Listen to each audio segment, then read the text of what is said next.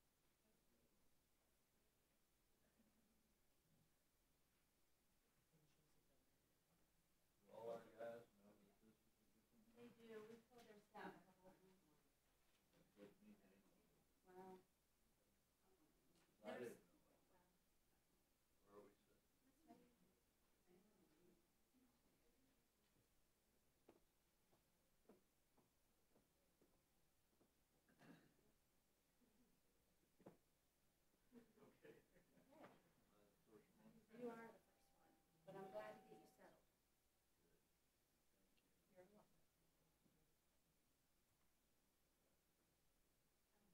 Where are you going to be? I'm going to be right here to your right on that little bench. In that chair? In the bench. Oh, in the bench? Yeah, see, there's a bench right here. Okay. So I'm going to be real close to you today. Thank you, sir. And Matt's got your coffee? Good. Thank you. Thank you, sir. Okay. All right, let me go check in with Catherine. Then when do we start? We're starting at 9, so you're about 7 minutes early. I know Mr. Larson's going to be here right at 9. Larson? Surrender? Oh, okay. But what about the witness? The witness is right over there. I'll grab her in the lunch time. Okay. Okay.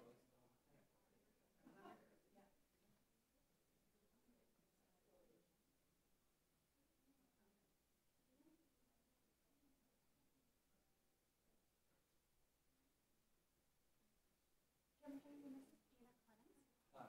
Hi, Attorney Johnson. How are Thank you you for being here. Thank you for holding it. This is an important topic. It is. And thank you for your service. I was Army. Ma'am, were you where? Yes, I went to basic training in McClellan and Kaiserslautern and Fort Campbell. So I met my husband at Fort Campbell. He was before. Really? Yeah, 31 years. Wow. How long were you in Germany? Germany was about a year and a half. So it was about a year and a half. You liked it over there? I did like it over there. It was nice. 550 days. Well, it was a long time ago. There wasn't a lot of females. Yeah, I know it's changed. So, Because I was stationed in France too. okay. And French kicked us out, after 2 years. Oh, right. Well, when I was there, I was stationed at a remote nuclear site in Wyoming. And since I was the only female in the entire base, they let me live on the economy with my husband. Oh, that's neat. And it was a farm town, and I lived with a German landlord and an Italian husband, and it was not, it was a great experience. No, Germany's a great place. I mean, we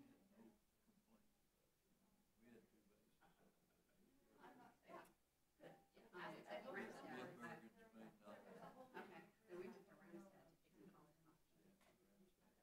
It was a really good experience. Yeah, I had a medical discharge, so I'm actually discharged. really. It was just, You're living in yeah. It was tough. He didn't like being an independent. It was fun because he was getting out of the military when I was just getting in. So he became independent. And the German culture, they just could not understand that. They were very upset when I was driving the military truck. And he wasn't driving. But no, I had an illness that just went sideways with some of the treatment, and that's until they But I like her. I Did did. you? Yes, I did. It was great.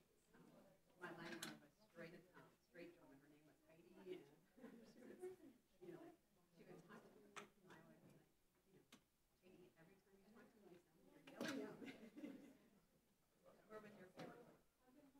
I don't know, we were in Bitburg and Spangdahlem, both, airplanes on the roof there. That's when I was in there. We were based in France at the time. Of course, the dog kicked us out of France. But we still kept airplanes in Germany. So, that was interesting. Those were different days. Those were definitely different days. You know, Russia was challenging us in those days. Yes, it was different. I was fortunate enough to be in during the Cold War. We had bombing, Yeah. like that. But compared to then, compared to today, Well, we used to fly from England low level, like, I mean, really low, 100 feet or less, all the way to Germany, you know, testing our pilots. You pull up and there'd be a MiG sitting right there. How the hell they knew we were coming, I don't know. To this day, I don't know how they did that. But they did. interesting things. Yeah, they were interesting. And I guess they're more interesting today, huh? Yeah, they are. They are. I don't know. Yes, the strategy involved in these current conflicts. Yeah, it's a little bit different. Keep her company. Well, thank you. So I look forward to the discussion. Hope all of you will answer your questions tonight. Yeah, well, I think we're gonna keep this fairly short because we've got other meetings this morning. It's a little bit different. Yeah, it is. Well, You never know. well, I'm glad you were able to work it in. Thank you. Thank you for being here. Thank you.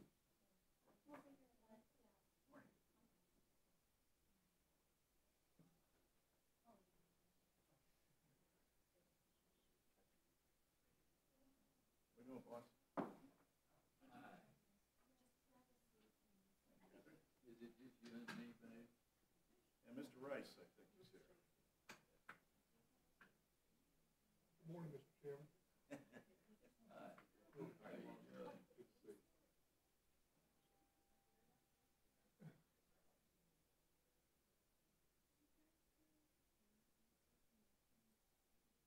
Are you ready to get out of Dodge?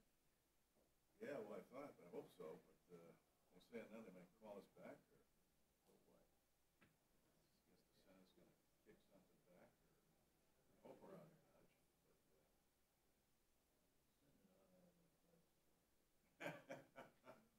I think that's the sentiment of every House member.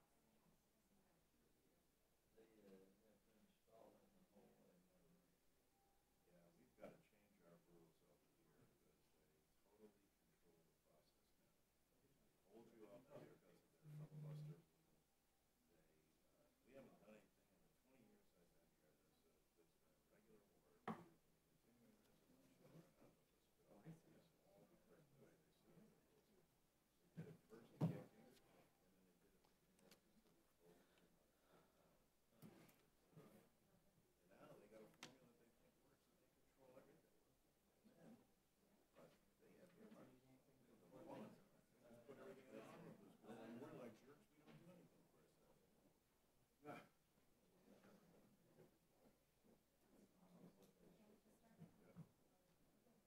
I agree with you. I don't know how we get control of the system. I think we've got to assert ourselves in the House with our rules. So, hey, you want to get their attention and say that either they generate a dissent, when it ends up in the House, it's subject to the same rules it was in the Senate. Then they wouldn't hold our bills, they wouldn't do the same there. They hold all our bills. They do. And we were in the majority. They held 497 bills that we put out. And most of them were bipartisan, but they just didn't want, they didn't want to get themselves. And it was Democrats too. I don't get me wrong, it was Democrats that No, were I Republicans. hear you. I understand. And it doesn't make any difference No. what party it is. They're both bad over there.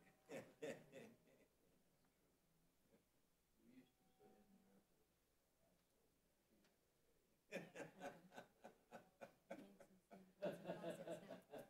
senators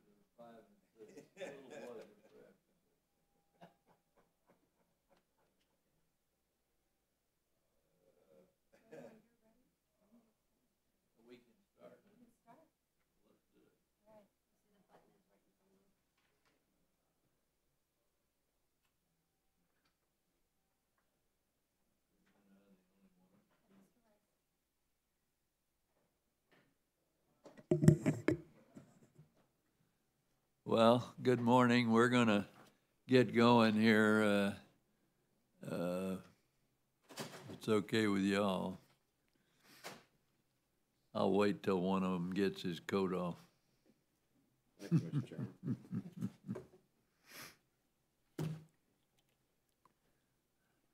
I want to say good morning and welcome to today's hearing on ensuring Social Security helps America's veterans. Before turning to today's topic, I wanted to take a minute to say a few words about another public servant, Ed Lorenzo. As some of you may know, Ed's life was tragically cut short just a few weeks ago. Ed was the type of person you'd want as a staffer, whip smart and a hard worker. And while we didn't always agree on how best to fix it, his passing for addressing Social Security, his passion for addressing Social Security, and our unsustainable debt was unmatched. His death is a loss for the American people, and he will be missed. My prayers are with his children, family, and friends during this difficult time. Turning back to today's hearing, our veterans serve our country, and in return, the government should make it easy to access the services and benefits they have earned. This means having a simple and fast process when our veterans apply for Social Security, disability, benefits. This is especially true for our wounded warriors. Americans across the board are waiting for too long for a disability hearing, and Social Security must get the backlog under control. But today, we're going to hear how Social Security speeds up disability claims for certain veterans. We will also hear about how it uses electronic health records from the VA and DOD to speed up decisions. I'm glad to see Social Security using technology to keep disability decisions moving, and that's a good thing. Finally, we will hear about Social Security's great job when it comes to hiring our veterans. During their time in uniform, our veterans demonstrated the highest level of duty, honor, and discipline, and they demonstrated tremendous knowledge and skill in their jobs. These are attributes every employer seeks in a candidate. Colleagues, Americans rightly expect us to do the best for our veterans. Social Security is no exception. While there are things that Social Security is getting right, there is still room for improvement. And as chairman and as a 29-year veteran, I'm committed, as ever, to making sure Social Security effectively serves our veterans.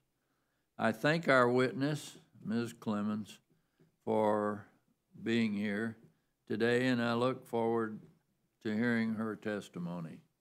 I now recognize Mr. Larson for any opening statement he wishes to make. Thank you, Mr. Chairman, and thank you for holding this hearing today. I, too, want to recognize the untimely and Is she here? tragic passing of Ed Lorenzo and his son, Michael. This is a terrible loss to his surviving children and the rest of the family and his many friends, but it's also a loss to Congress and the nation. Ed was a tireless advocate for fiscal responsibility and an honest broker who served both sides of the aisle. We will miss his expertise, his guidance, and his wit. With that, we turn to today's hearing. And again, I applaud the chairman for this. Americans know that Social Security is first and foremost an insurance plan. It is not an entitlement. It's actually the insurance that they pay for. They have earned these benefits with every paycheck and know they can count on them.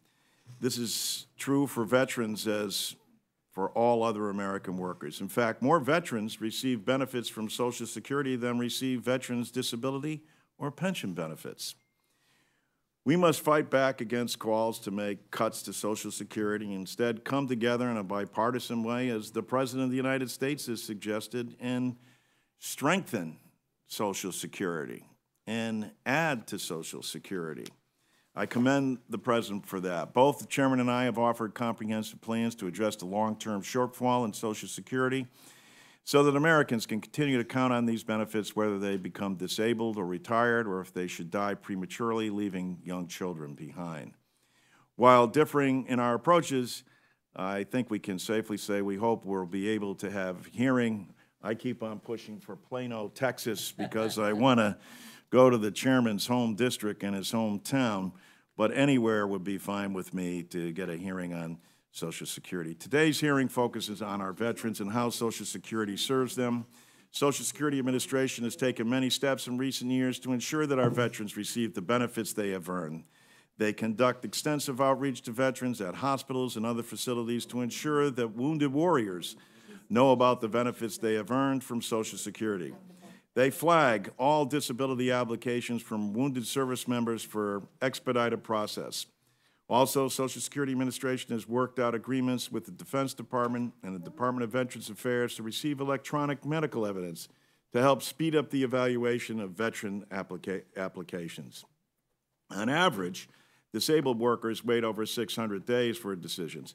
That is patently has to be improved. But disabled veterans get a hearing decision in less than half that time, about 8 to 10 months. And that is still not acceptable and needs to be improved, however. However, veterans also are not immune from the consequences of continued inadequate funding provided by SSA to operate the Social Security system. Since 2010, the number of beneficiaries for Social Security has grown by 14% as the baby boomers reach retirement age. As many as 10,000 baby boomers a day now become eligible for Social Security. And at the same time, Social Security's operating budget has fallen by 11% after accounting for inflation. This has made it difficult, even impossible, for Social Security to serve our constituents promptly when they need help the most. Veterans report difficulty reaching SSA on its 800 number when they have questions or problems. If they try to visit a field office in person, they wait for service, can be several hours. And even though they are moved to the head of the line if they need a hearing before the administrative law judge, their benefits can be held up waiting for a decision to be written or receive their checks. We need to do better by our veterans and by all Americans so that they can receive the benefits they deserve and what they have earned.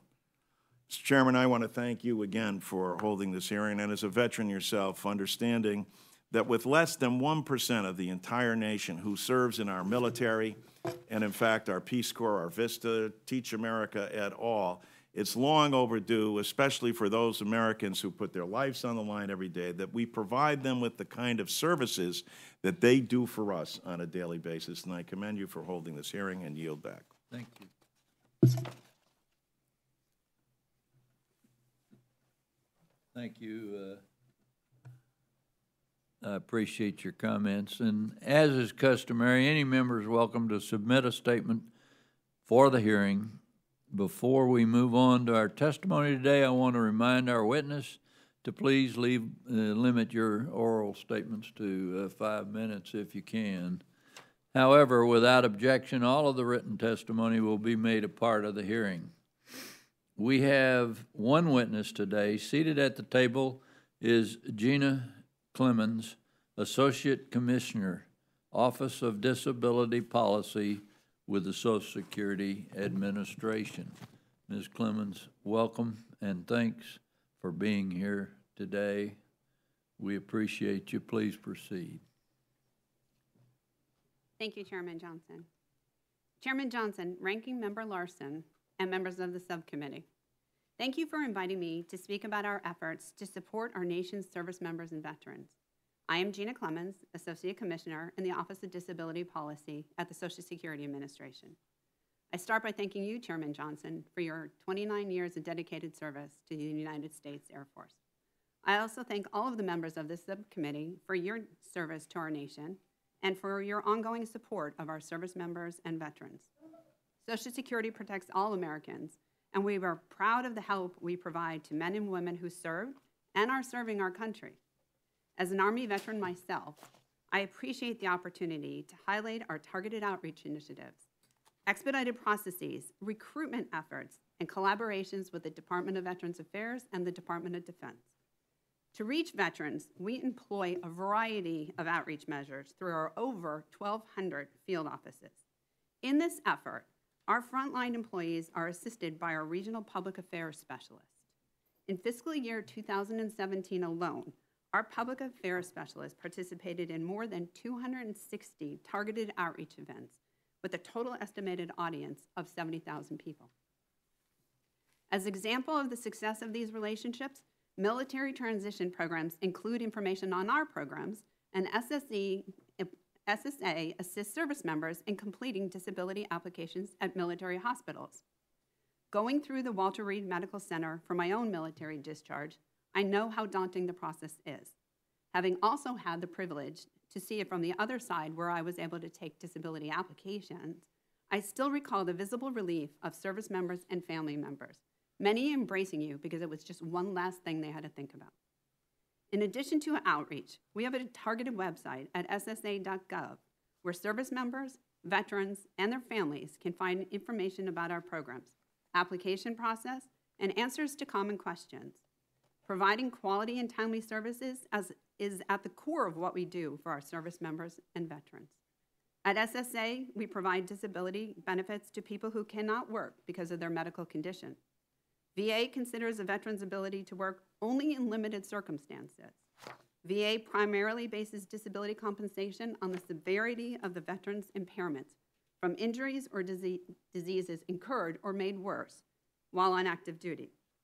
Different definitions require separate decisions, but we work together to strengthen both programs. For example, through collaboration, we expedite our decisions at all levels of review for wounded warriors and veterans who have 100% permanent and total VA rating.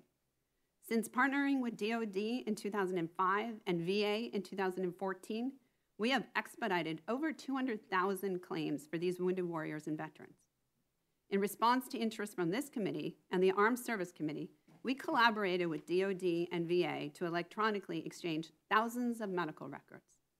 Through this process, we have reduced the time it takes to receive medical record and improved the quality of our medical record extract. In addition to our services, we are proud of the success in recruiting and supporting veterans. We know military service helps to develop strong character and results-driven attitude. These attributes make veterans a perfect fit for our agency. Quite simply, hiring veterans is smart practice, and that's what we do. Last fiscal year, we participated in over 200 recruitment fairs, 100 of which were at a military base or sponsored veterans organization. At these fairs, we assembled a database of highly skilled veterans' resumes, helping us to hire 769 veterans, including 469 new colleagues with a disability like myself. But it is not just about hiring veterans, it's also about supporting them. For example, we created training material for our managers on military culture.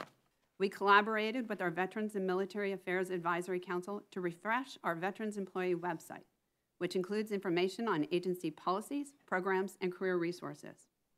In short, we are committed to providing high-quality service in all aspects of our program administration and to supporting our veteran employees and their families. Chairman Johnson, Ranking Member Larson, and members of the subcommittee, thank you for your opportunity to describe the ways we support the men and women who have put on a uniform to serve our nation with distinction. I extend a heartfelt thank you to all the service members and veterans in attendance today. I'm happy to answer any questions. Thank you.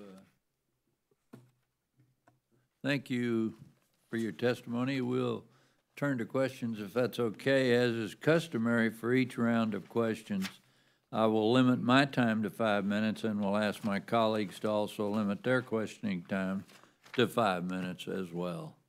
Ms. Clements, as a 29-year veteran, I have long been committed to ensuring that our country does right by our veterans. And when it comes to our disabled veterans, it's my understanding that Social Security is processing initial claims for disabled veterans 5 to 7 days faster than for the general public. While the Social Security Administration says it is expediting these cases, that doesn't seem like it's really that much faster. Can you tell us more about how you're trying to expedite claims? Chairman Johnson, thank you for the opportunity to describe our process.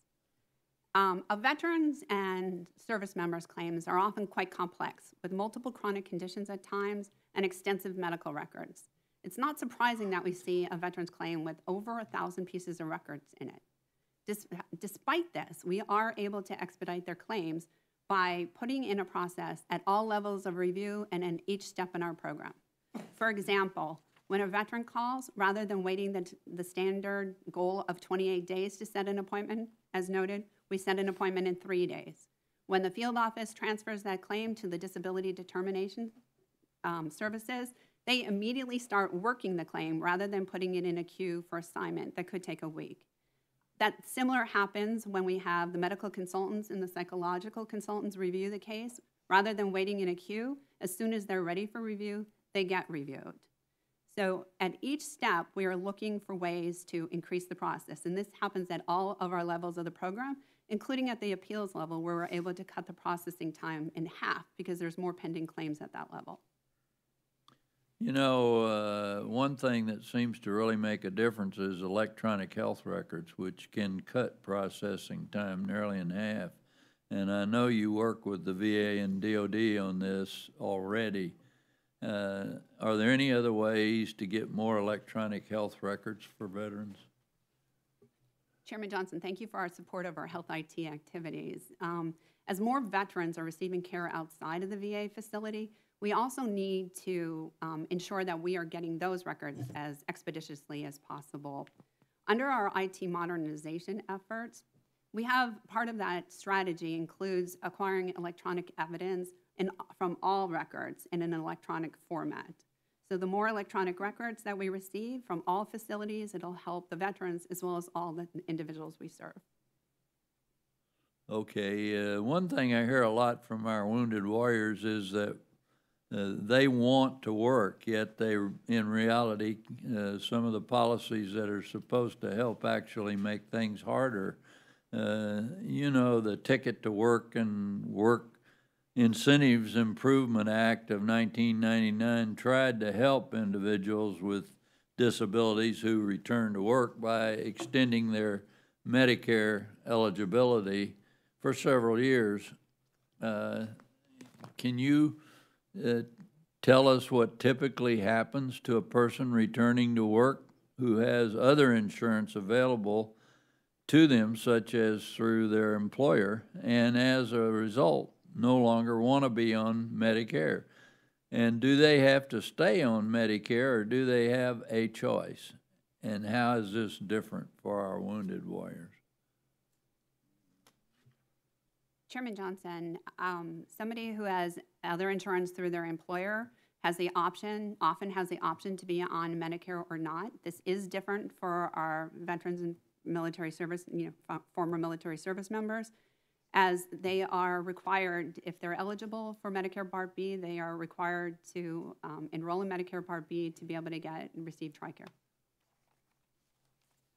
And you all follow them, I presume. We do. Yes, we absolutely do.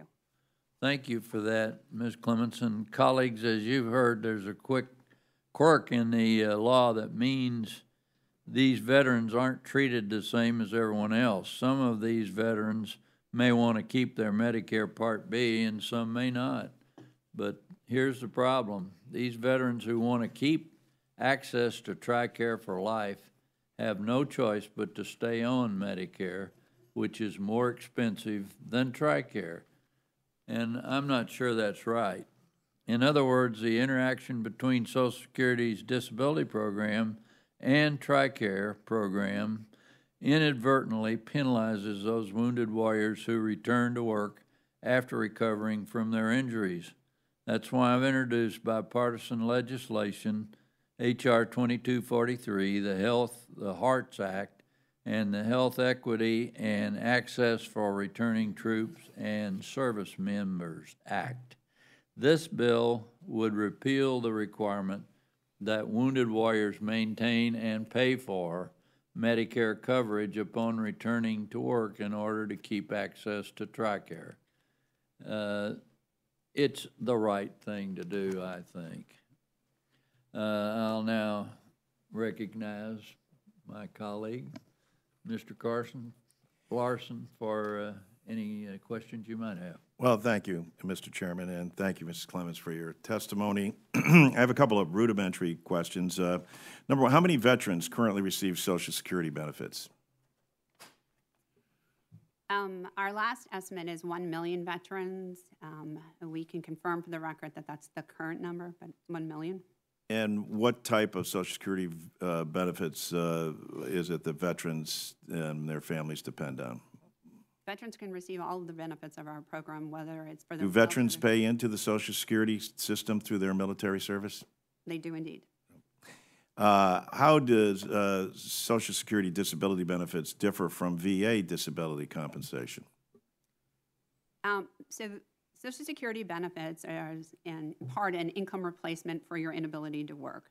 Veterans benefits are a compensation for a loss incurred or made worse in the service. So that plays out because there's different definitions in a couple of ways. For example, we only pay full benefits where, total benefits, where VA can pay compensation for a number of impairments. They can add up to reach 100, but they're partial disability based on the severity of the conditions. We look at work. We're looking at all jobs on the national economy to see if a person can do that. In the limited circumstances, and it's limited, that VA looks at work, they're really looking at, can the person do their prior work in their community? So big distinctions on that. And VA is also looking at how the person presents. For example, if somebody has high blood pressure and depression, but they are service connected, they will get compensation for that, regardless if they get treatment or not. In our program, we would look at those impairments, but if they are treated and controlled, then they wouldn't necessarily hinder their ability to work. So, but a veteran can receive both Social Security and veterans benefits as well. They absolutely do, and many do. It's I think it was Ronald Reagan that said facts don't lie, and they're a difficult thing. But with 10,000 baby boomers a day becoming eligible for Social Security, and with the number of beneficiaries having grown by 14% as the baby boomers come through retirement, Social Security's budget has fallen during the same time by 11%.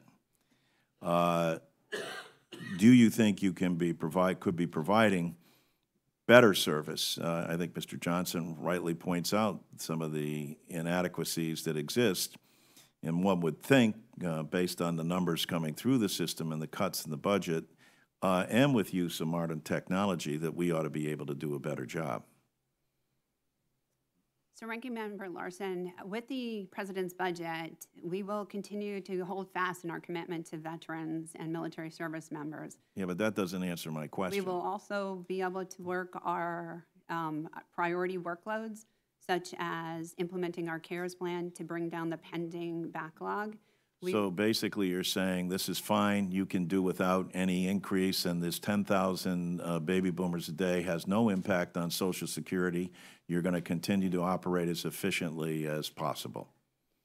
We are going to continue to look for efficiencies in our program and become more efficient where we can through our IT modernization. So you need no more increase, you're fine with the budget as it is? With the President's budget, we can address our priority workloads, bringing down the pending. So we just went through this whole thing where we're talking about people who aren't in the military and the exhaustive time that they have to wait to get a disability claim, and you're fine with that? Ranking Member Larson, with the President's budget, we'll be able to address our workloads. So that's a non-answer answer, but, frankly, it's very disturbing when you see the premier government agency that has responsibility to deal with its American citizens and say that with respect to waiting for disability claims, both veterans and non-veterans, that is an absurd amount of time given the technology that we have. And you insist that, well, that we can do just fine with what we have. Is that right? Well, with $100 million extra, for every $100 million extra that we receive, we can work an additional 106,000 disability claims and 51,000 hearings. So will you be able to come back to this committee next year and say, given the cuts that we received in the budget and given our ability to deal with this, that we will see drastic improvement both for our veterans and for our citizens who deserve disability and service and efficiency out of their government?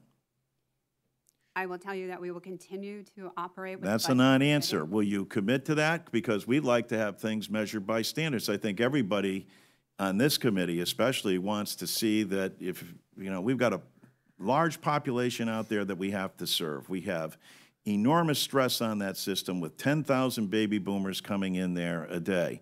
And so it's helpful to people who are legislators to know whether or not you're adequately funding. You're saying you are, and you can deal with all of these. So I'm saying, good, we'll expect a report from you next year showing how you've decreased that time in which people get their disability payments in both the military side as well as your average citizen. Ranking Member Larson, I can tell you that as an agency, we will continue to use our resources as efficiently and as effectively as we can. We will concentrate on our Will that translate into getting these benefits out to people in a more timely basis? We will continue to advance IT modernization, which will allow us to acquire electronic evidence that will bring down the timeline for benefits. All right, so we're not going to get any answers here. So that's unfortunate, given the position that you hold and given that every American relies on Social Security. Very disturbing, Mr. Chairman. I yield back. Thank you for your questions. You need to give us direct answers if you can, please.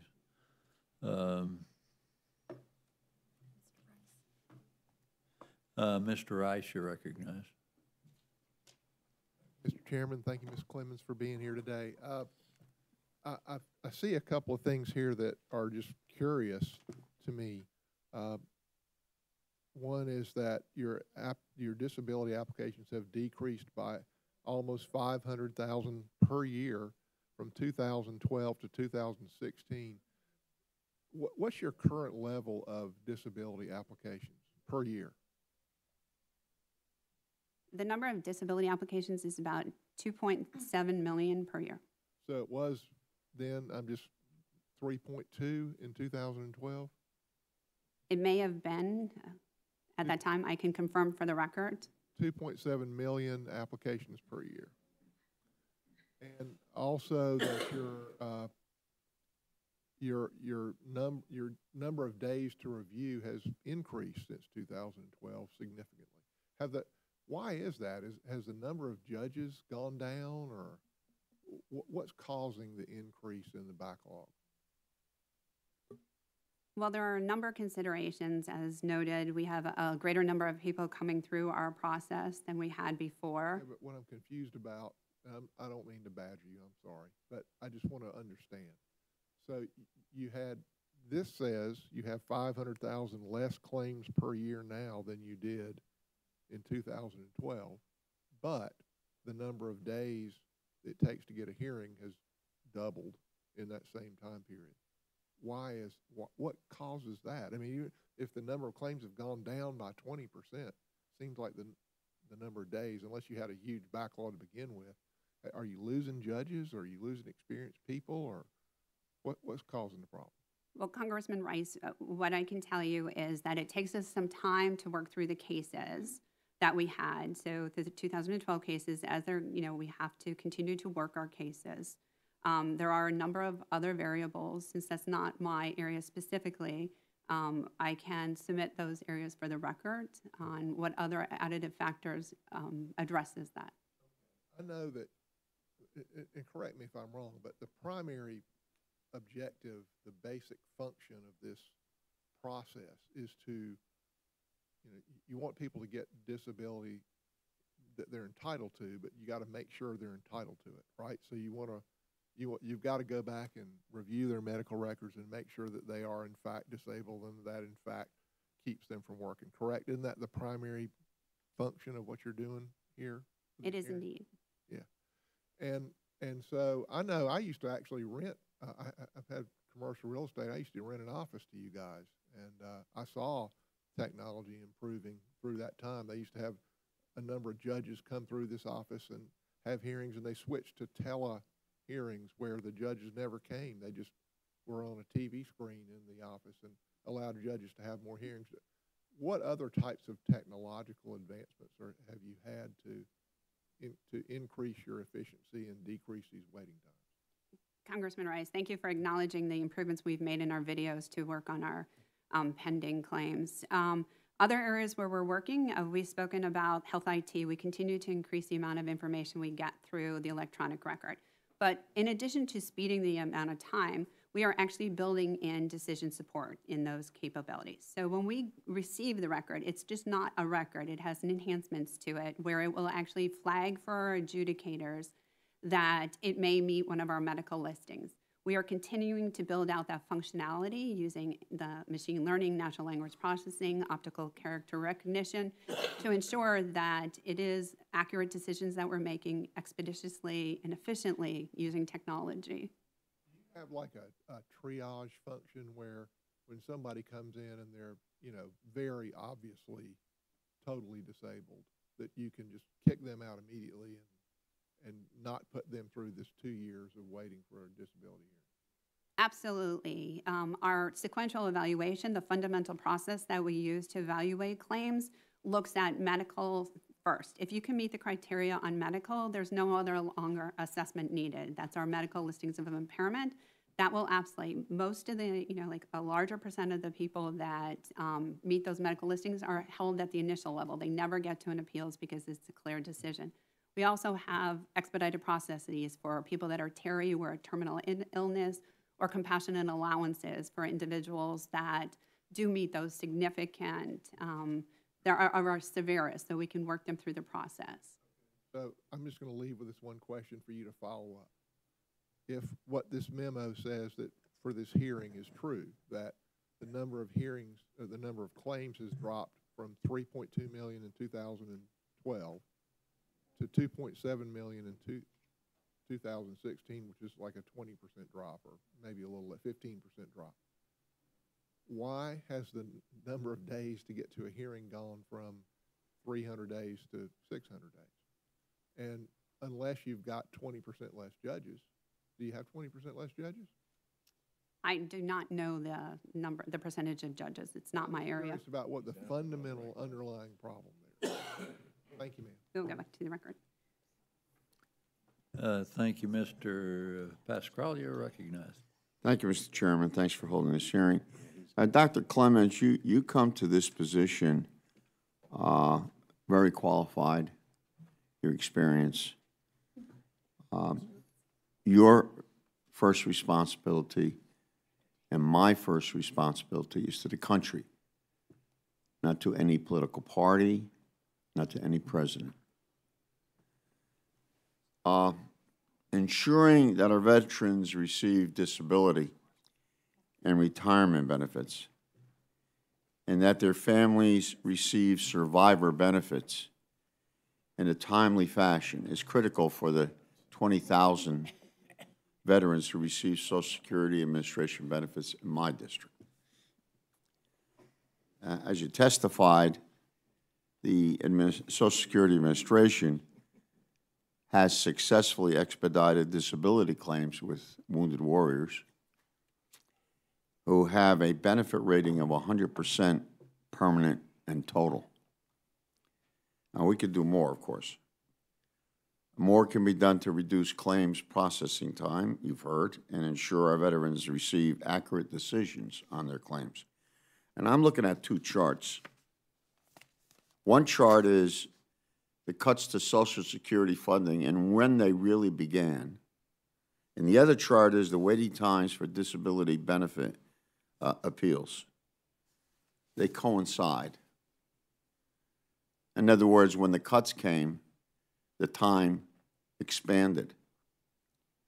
As more servicemen and women return home from the battlefield, I do not understand why this administration proposed eliminating the individual unemployability benefits program in its budget last year. AMVETS estimated this proposal would hurt 225,000 military veterans. It would decrease the disability benefit paid to an unmarried veteran with a 90% disabled rating by a full $1,200 a month.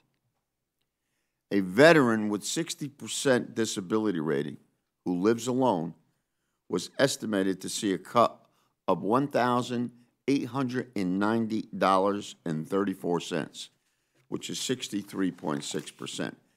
This is outrageous. This is unacceptable. Especially since candidate Trump promised to improve the treatment of veterans and promised not to cut Social Security. The Social Security Administration budget has declined 11% since 2011. There are unprecedented delays in appeals hearings, despite wait times being lower for veterans. And callers are hung up on or getting busy signals before connecting with an operator. There have been a closure of 64 field offices throughout the nation, and a disability hearings backlog with an average, as you've heard from several of us, 605 days waiting period. So everything is not hunky-dory, is it, Dr. Clemens? We are running efficiently under our budget. Yeah, I've heard you say that word, excuse me, Chairman. I've heard that word 4 times, 5 times, 50 times from you. The numbers are the numbers.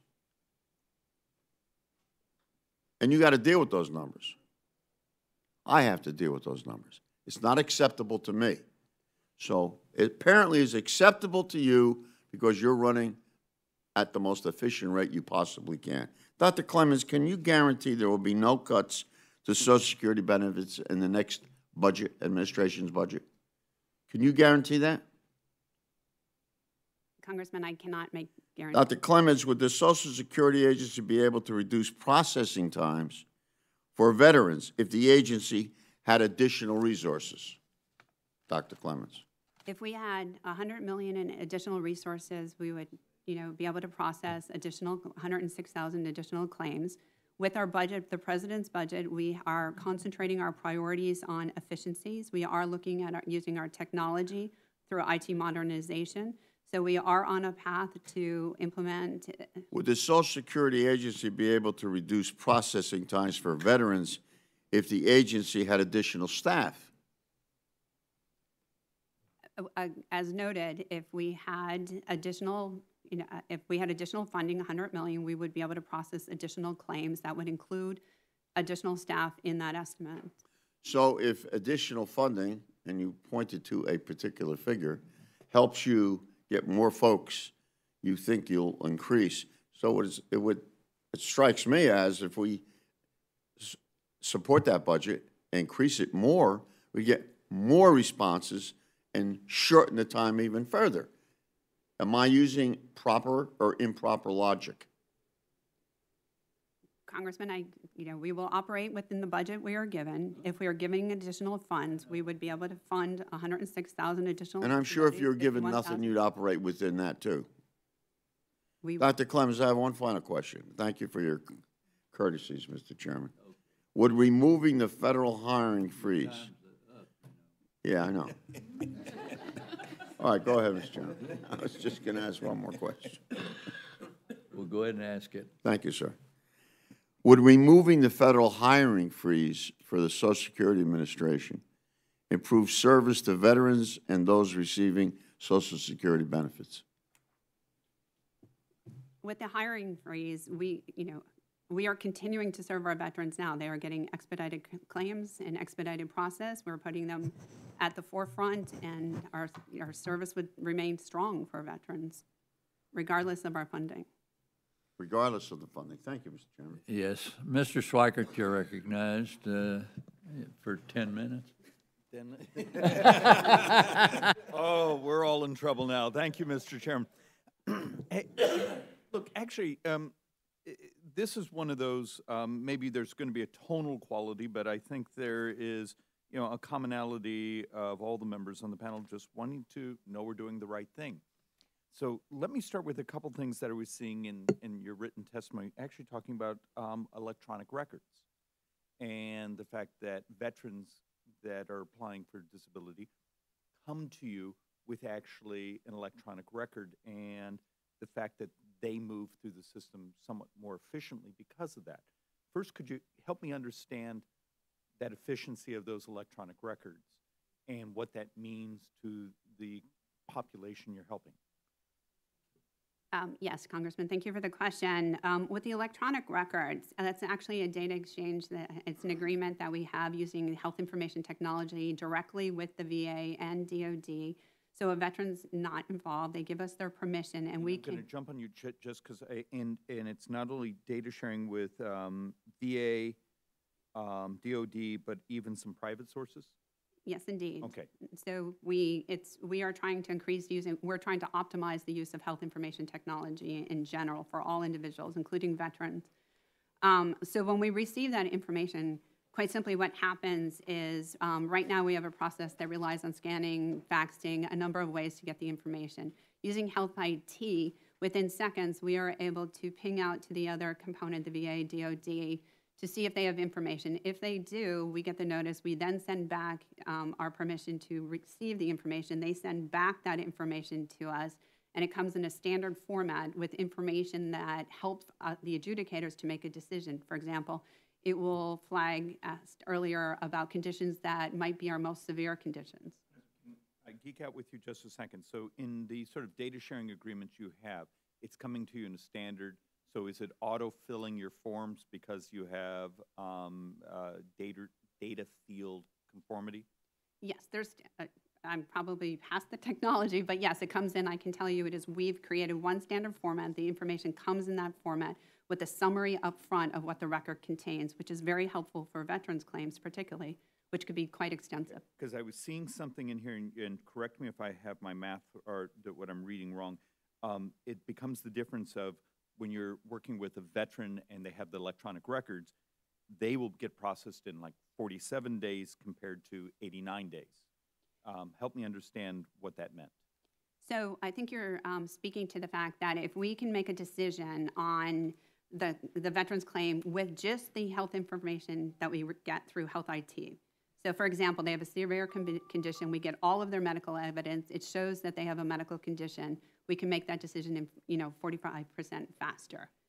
Now it's a lesser amount if it's we have to get supplemental information. However, it still expedites the process through Health IT. You've had these data sharing agreements since 2016 is when it was up and running? Or? So with the VA, we started our agreement in 2016 and November of 2015 with DOD. Okay, so that is actually one of your areas of that you would say. Absolutely, I would say efficiency is electronic record. So in our minute and a half left, tell me, let's do a speed round. What do you see working, and where do you see frustrations? Let's start with good stuff. What's working? We have updated our disability policies, bringing our medical listings 93% up to date. We're working on our vocational policies. We've also implemented process policy to make sure that we're making timely, accurate decisions. We're advancing our IT modernization, not just through health information exchange, but across the board to consolidate systems. We're building case processing systems. Okay, on the things that are frustrating you, and We operate in a dynamic environment, and we have to continue to keep pace through our policies and change to do that, and that takes time. So it's being nimble to make sure that we're making those changes. And I always wish we had more time, but now that I have 10 minutes, I was hoping somewhere here, or some member will ask, because there were some interesting numbers on applicants, veterans, that we're actually also getting vocational opportunities. We're actually still finding some employment opportunities, even with their personal impairments. And I was just curious what enlightenment you can give us on that. So somewhere here, if you ever get a chance to throw that in. So with that, Mr. Chairman, I'll yield back. Ms. Sanchez, you're recognized. Thank you, Mr. Chairman. I think all of us here today can agree on one thing, and that is we must do more to ensure that our veterans are able to retire from their service with some degree of dignity and security for their future.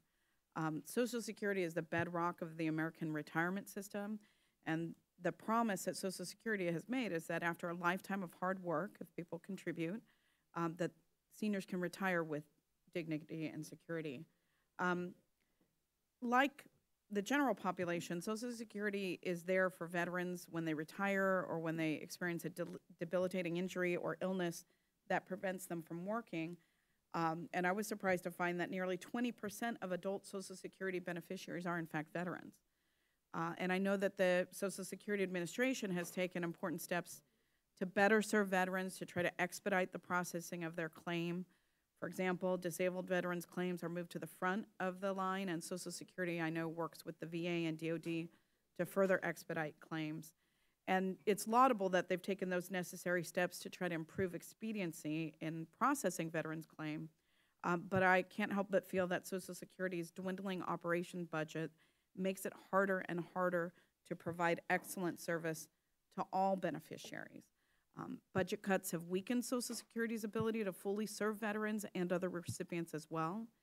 And despite the growing number of beneficiaries, Social Security's operating budget has actually declined by about 11% since 2010. And when you have that kind of decline, service is naturally going to suffer. Call centers, we get reports, call centers can't keep up with the incoming calls. Half of callers hang up before they even speak with a service representative. Some experience delays in their benefits or overpayments.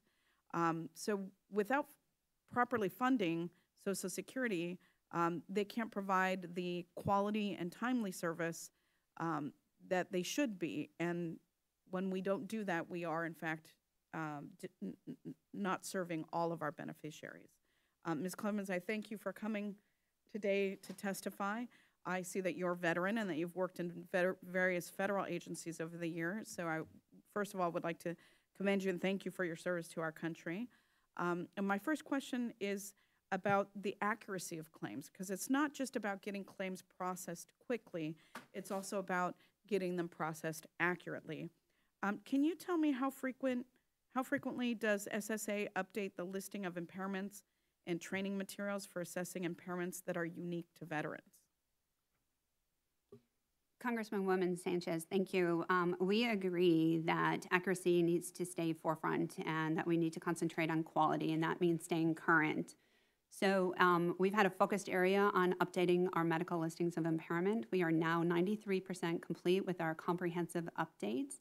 The last one that's remaining is impairments, musculoskeletal impairments. That's now out for interagency review, and we're looking forward to public comments on that shortly. Once we update that, we will be 100% up to date on our listings, and we are working on listings for other impairments that are targeted. Once we get those 3 listings targeted done, we will be on a 3 to 5 year update cycle for our listings. Of particular interest is just 2 years ago, we updated neurological listings, and that covers TBI. TBI used to, we've always evaluated individuals with all impairments, TBI, PTSD. But we made it clear in the neurological listing what TBI was and how to evaluate it, giving the benefits to the veteran. We also last year updated our mental listings, and in it specifically named PTSD, post-traumatic stress disorder, gave guidance to our adjudicators. Outside the listings, we're providing training and updates. But how often is that typically done, or what is the recommendation in terms of how often that should be done? That's sort of what I was trying to get at. So our goal is to keep our listings on a 3 to 5 year update cycle where we will go in as medical changes and do targeted revisions. However, as something changes and we are constantly meeting with medical experts, federal partners, to get medical information. As medical advances, we can always go in and do a targeted revision. It's not just in the listings. For example, we're doing continuing medical education on TBI right now because of new information, and we're providing that to our medical consultants so they're aware of the advancements. Very quickly, the improved information sharing seems to be achieving the goal of making determinations quicker. Are there any areas in which that process could be improved? For information sharing and data exchanges and things like that. Well, what we are doing for information exchanging is we work with our federal partners. We have a community of practice where we host with other federal partners, talk about best practices, see if there's areas for learning from each other. We have a quarterly meeting with the VA. For example, during that quarterly meeting on data and policy, we identified opportunities to provide the VA with additional information on date of death and changed our process. So we're constantly looking for opportunities to increase those data sharings and have the relationships in place to do that. Thank you. Mr. Smith, you're recognized.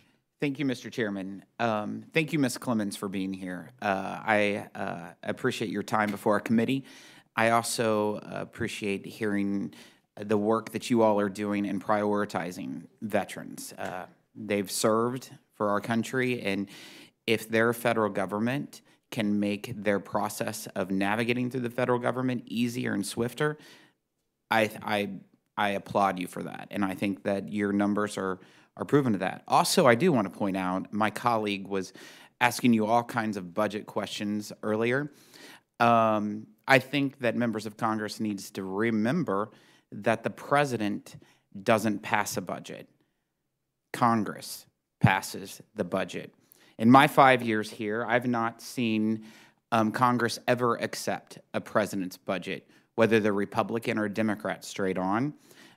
So you being forced to defend or ask on a budget, I find to be unacceptable, and I think you handled yourself very well, and I appreciate you being here. But we need to remember that just voting no every time a budget's on the floor doesn't give you more money to serve the people that we complain about. Actually voting yes on a budget and appropriating money gives more resources instead of just creating Trump tantrums in committee. So I apologize for that, but I want to thank you for handling that quite well. In the Missouri 8th Congressional District, we have roughly 186,000 individuals on Social Security, and 40,000 of those beneficiaries are disabled workers. We don't have the numbers that I could find that would show how many of those were veterans. I think that would be very helpful if somehow the Social Security Administration could help different members to see how many veterans are within their different congressional districts. That'd be helpful. The wait times, though, in Missouri, I have to bring up. I still feel like that they are a significant issue for all people in general. If you look at the St. Louis Social Security office, the wait time is 672 days, and that's 73 days worse than the national average. So the folks in Missouri are not being served as well as what they could be. And I'd recommend, if we do have more discretionary spending, that maybe a more investment in the Midwest and Missouri to help bring that down with employees would be great. It's definitely a cheaper cost of living than on the East and West Coast if we actually had more of these processing facilities in the Midwest. I do want to point out that I want to applaud you again with your numbers from 2017 in hiring veterans. That's phenomenal. I think you almost a third of your employees that you're hired are veterans. So your agency puts your boots to the pavement, and you follow through on security and making sure that veterans are taken care of through the process and also in employees. So I want to thank you for being here. I want to thank you for dealing with members of Congress. And thank you, Mr. Chairman. Thank you. You know, our veterans deserve the best service from our government, including Social Security. And as we've heard today, Social Security has several ways to speed up disability decisions for our veterans, from electronic health records to ensuring Social Security processes veterans' claims quickly. Social Security is helping veterans. Social Security is doing a great job hiring our veterans, but there's always more that can be done. And I encourage Social Security to continue to find ways to help our veterans. And I hope that you will do that. And I want to thank our witness for your testimony, and thank you also to our members for being here. With that, the committee, just a moment, do you care to make a comment? Yes, I do. You're And recognized. Thank you, Mr. Chairman. Thank you for holding this hearing. And I want to thank our witness, Ms. Clemens, for coming as well. And I would only add that I hope that we're able to have another hearing on this, and where we're able to get to some of the questions, I think very straightforward questions that Mr. Schreikert, Mr. Rice, Mr. Pasquale, yourself, Mr. Chairman, answered. I do understand, Ms. Clemens, that you are soldiering very well on behalf of the administration responsibility. I would also add that I think that Mr. Trump, especially someone who stood alone on a stage and indicated under the most severe kind of pressure that Social Security needed to be preserved and expanded, would be deeply concerned about the lag in time, the inefficiencies in the system. And hopefully, if we can hear from other advocates about how we can fix those, how we can speed those up, how this process can be better. Unfortunately, we didn't hear that today, and I thank you, Mr. Chairman. Thank you, and thank you for being here today. We appreciate your testimony, and with that, the subcommittee stands adjourned.